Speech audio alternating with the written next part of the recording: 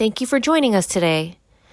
We're going to go over the many components of the continuum of care, or a CoC, as an introductory web series. This is Session 1, Defining a CoC. This PowerPoint presentation is an overview of the continuum of care, specifically highlighting Rockland County CoC. If you are a new member of the CoC or a community stakeholder who wants to learn more, we hope to provide you with the basics that you'll need to know. This presentation was developed by CARES of New York, Inc. and in collaboration with the Regional Racial Justice Advisory Committee. Let's do a quick overview of our objectives for today's session. First, let's start with the overall series goal, and that is to provide a high-level overview of what a continuum of care is to encourage new membership and additional collaborations in the effort to end homelessness. And today's session goal, we're going to be reviewing what is a CoC, who's part of a CoC, your planning body's name, the key roles of the planning body, executing those key roles, CoC-funded programs, the HUD Homeless Definition, and racial disparities in your continuum of care. What is a continuum of care, or a CoC? Well, the acronym refers to both a federal funding stream through HUD, Housing and Urban Development, and it refers to a planning body. The CoC program funding is dedicated funds for homeless housing and services. And we'll get into the details of the CoC funding categories later in this presentation. And then there's the CoC planning body, which is made up of members, board leaders, and committees. The planning body makes decisions about local CoC funding for homeless programs, and it coordinates the available housing opportunities and support services for folks experiencing homelessness within the CoC's specified geographic area. Who is part of the CoC planning body? Well, ideally, CoC membership should include community advocates, local faith-based community members, local and/or state government officials, emergency response and healthcare providers, emergency housing providers and nonprofits, and most importantly, people with lived experience. CoC planning body name: Rockland County Continuum of Care, RCCOC. This is the name that the CoC has provided to HUD as the name that identifies their geographic area and planning body. RCCOC and CoC are acronyms that refer to the same thing, the planning body, and are often used interchangeably. During CoC meetings, acronyms are utilized frequently. This information will prepare you for the various acronyms you will hear and utilize as a member of the CoC. Key roles of a CoC: to prevent and end homelessness, oversee the Homeless Management Information System, HMIS, and oversee the Coordinated Entry System. As you conduct these roles, you'll ensure that the homeless response system is racially equitable. And how will you do that? You'll do that by reviewing your coordinated entry, intake forms, and training modules. You'll review program data by race. You'll review scoring, priorities, and wait times for your coordinated entry programs. Now we'll explain how the CoC executes its key roles. First, how does it execute the key role of preventing and ending homelessness? It reviews and plans with the HMIS and CE data to ensure it has an efficient and equitable system. Next, it develops standards to operate CoC-funded programs and develops an action plan to prevent and end homelessness. And last, it ensures the submission of its annual CoC program funding application to HUD. Next, we'll review how the CoC executes its other key roles of overseeing HMIS and CE. First, You established a memorandum of understanding, or an MOU, between an agency that provides service, e.g. the lead agency, and the CoC. You develop a committee of the CoC to work with that lead agency. And lastly, the CoC should be monitoring the work of that lead agency. CoC-funded programs.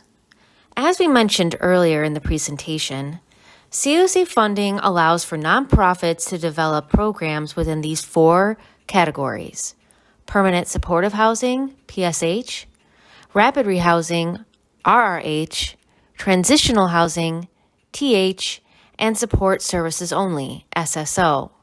Permanent supportive housing is a permanently affordable housing unit that is paired with support services. These units are dedicated to persons with physical or mental disabilities who are experiencing homelessness. To get access to these units, a household must complete a coordinated entry intake with a local human service provider.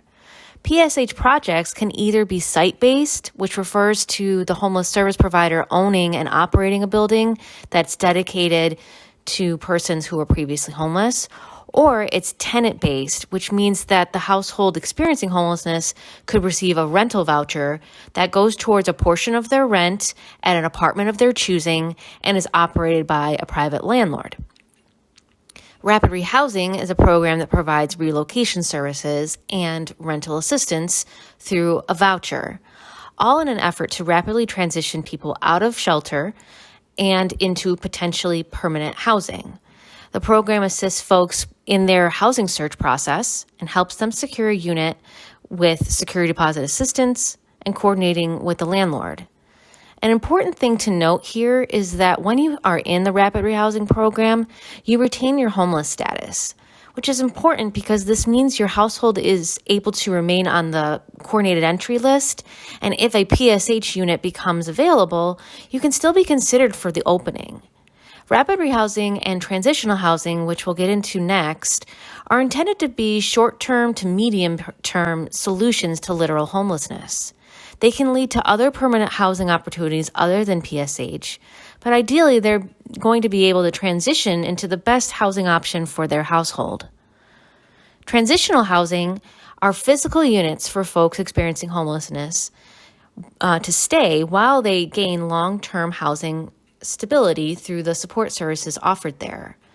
Again, within this program, the household retains its homeless status and stays on the coordinated entry list so that they can still be considered for a PSH opening. Lastly, support services only, or SSO, refers to when case managers conduct outreach to sheltered and unsheltered persons experiencing homelessness, meaning that they could be in a shelter or on the street or in their car, for example. And the case manager is working to link those households with housing opportunities or other necessary services and provide ongoing support to help them retain housing stability. HUD Homeless Definition. HUD has defined homelessness within 4 categories: literally homeless, imminent risk of homelessness, homeless under other federal statutes, and fleeing or attempting to flee domestic violence. For clarity, the literally homeless status refers to someone in a place not meant for human habitation, like their car, an encampment, or the street, and it refers to someone living in a privately or publicly operated shelter. Within the framework of HUD's homeless definition, the most common category of homeless in Rockland County system is literally homeless. Rockland County's homeless population. This slide is showing you a graph depicting 3 years of admissions data from our HMIS. And as you can see, from 2018 to 2020, the orange bar to the blue bar, you can see that the admissions trended up year after year. This is intended to give you a snapshot of the amount of folks experiencing homelessness who are coming into your homeless response system. This data should be analyzed regularly so that we can have a critical eye on our system and the potential contributors as to why admissions would trend up or trend down from year to year. For Rockland, the increase in persons presenting in our homeless system in 2020 might be due to the fact that before the pandemic, there were places that folks were able to access that they were not available to them once social distancing safety measures were in effect. Like, for instance, when folks would double up with a friend or family member if they were to become homeless. The overrepresentation of Black and Brown, Indigenous, and people of color, BIPOC, in our homeless response system. The graph on this slide is depicting data from our homeless response system and from the census. This data comparison provides insight into the races that are represented in your general community versus those showing up in your homeless programs. As you can see, the red bar represents the homeless population in Rockland County, and the yellow bar represents the general population in Rockland County.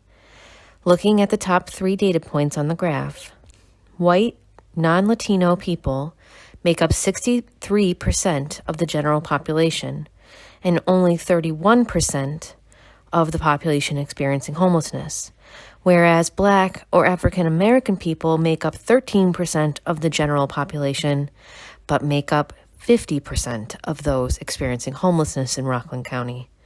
This shows a tremendous overrepresentation of Black or African American persons in our homeless system and can be attributed in large part to systematic racism.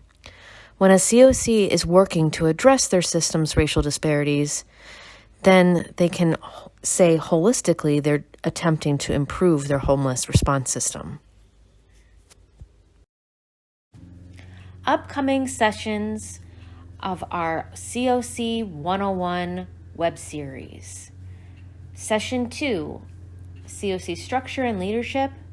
Session 3, Membership Roles and Benefits. Session 4, Operating a CoC.